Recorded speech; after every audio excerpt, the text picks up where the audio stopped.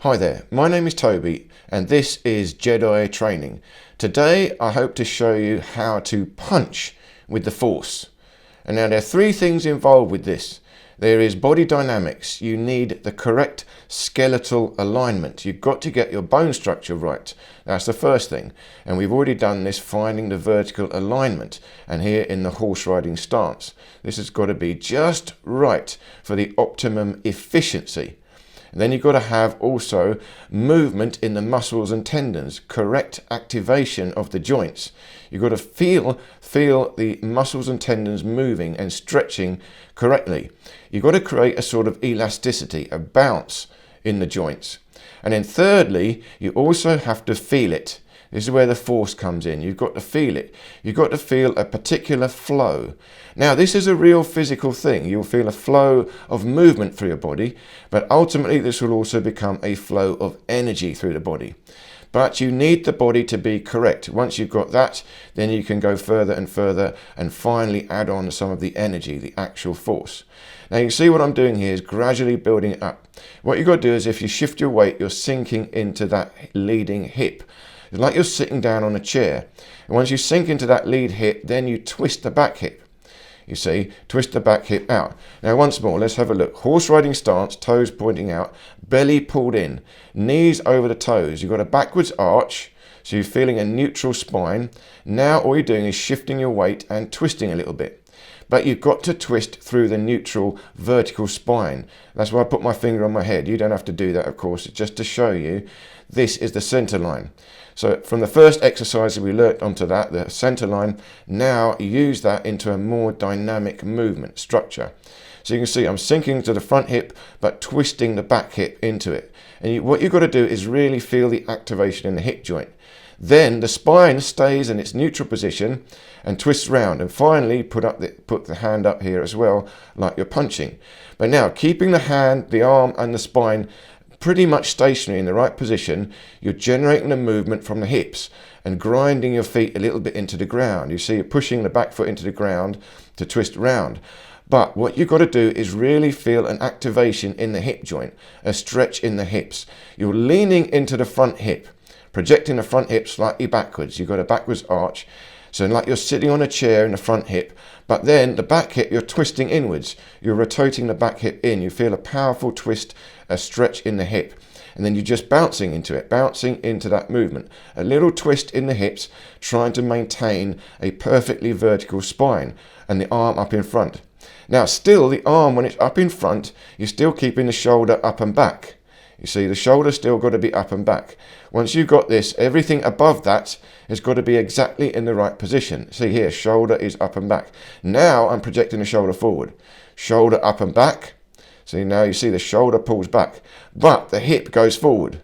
I'm sinking the back hip forward, but at the same time making sure that same shoulder is staying up and back, because I don't want to compromise the correct alignment of my spine. It's a bit counterintuitive. You see there I'm stretching forward, stretching. So that can be, again, there's many different ways of punching. That could be a full extension punch. But I'm going to try and explain to you the very basic punch from the power of the vertical spine. So even though I'm punching with that hand, the shoulder still stays up and back. And I'm still maintaining this vertical aligned spine. And I'm trying to generate the power from the movement in the hips. See, and the shifting of the weight from the back hip to the front hip. I'm twisting the back hip, driving the foot into the ground, going in towards the ball of the foot, and I'm sinking my body weight into the front hip, like I'm going to sit on a chair. Now you can see here a little bit more detail. So I don't move my hand, my shoulder goes back, but my hip goes in.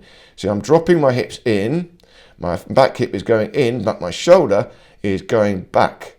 So at the same time my hip goes in, forward, my shoulder goes up and back. Now what happens is it will create a strong twist, a stretch through the spine. You're twisting through the obliques. This is creating an elasticity. You're spring loading the arm.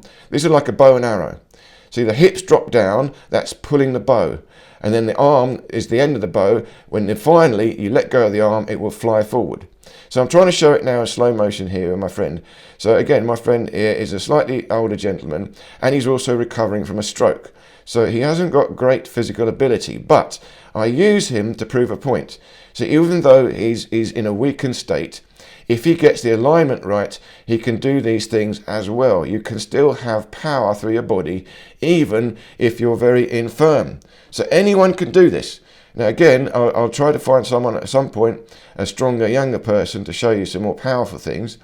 But the principles are the same. You don't want to do this stuff too strong, too hard, too soon. Don't be distracted by power.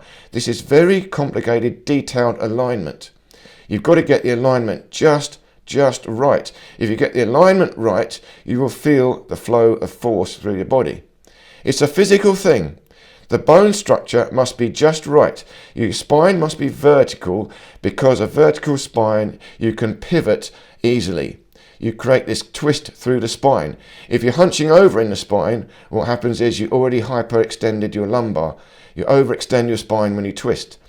You've got to keep a vertical neutral spine. This will allow you to pivot. You control from the waistline, the obliques, you hold the belly in. Now this is more advanced. You see what you're doing here is a counter twist. The hips go one way, the hip goes forward, but the shoulder goes opposite. So you do opposite counter twist, and the other hip goes that way and the shoulder goes opposite.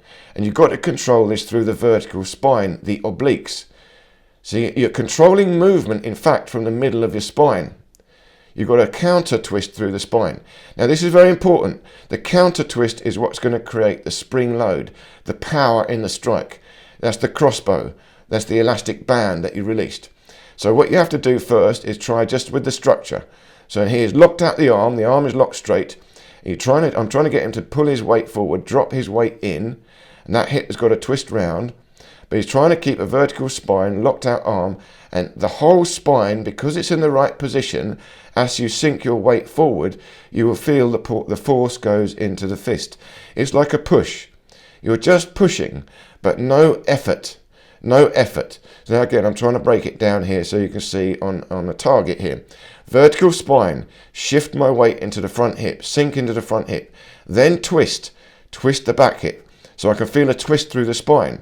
Now you can see I've still got a backwards arch. I'm using the weight, I'm shifting my weight, sinking into the front hip and twisting the back hip, but keeping the vertical spine. It means my hand starts to push into the bag. Now I'm trying it a bit more dramatically. The arm is bent, so I'm not worried about that.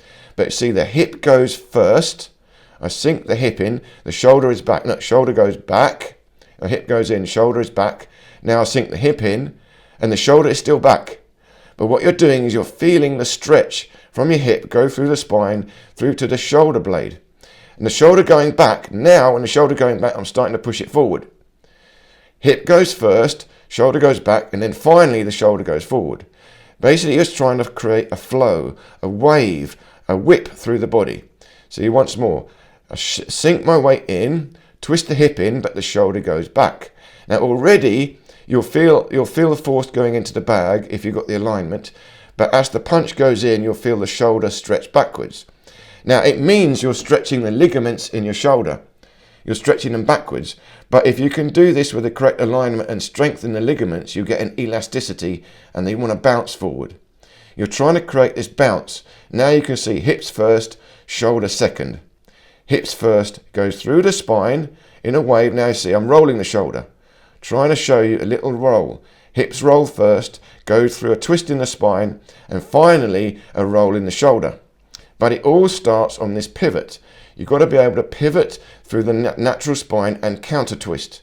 It's a counter twist. See, there's a delay between the hips and the shoulders. You have to play with this. It's very difficult, advanced stuff, but play with it gently. See here I'm doing it gently, slowly. You feel the flow. Feel the flow. It's a little whip, a whip through the vertical spine. And you can do this in all different ways. Once you can master controlling the vertical spine and the control of the horse riding stance, shifting your weight from one hip to the other hip, but feeling a stretch in the hips.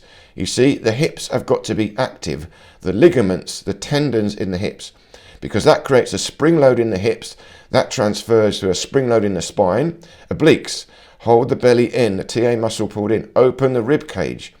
Again, you've got to get the exact neutral spine and then feel the flow pass through the spine.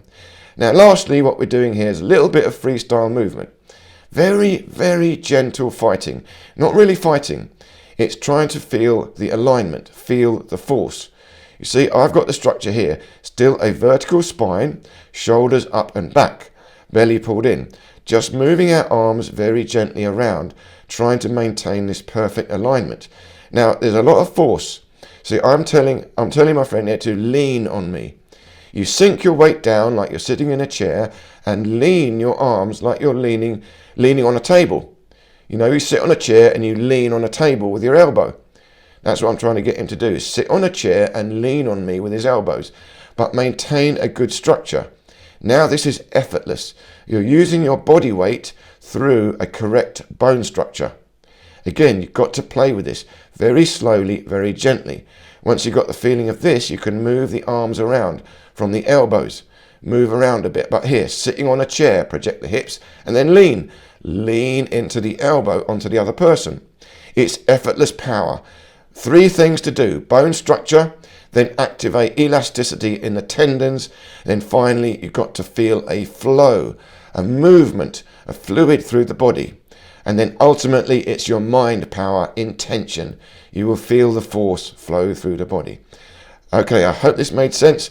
Please do play with it very slowly, very carefully. You can injure yourself if you go too hard, too fast.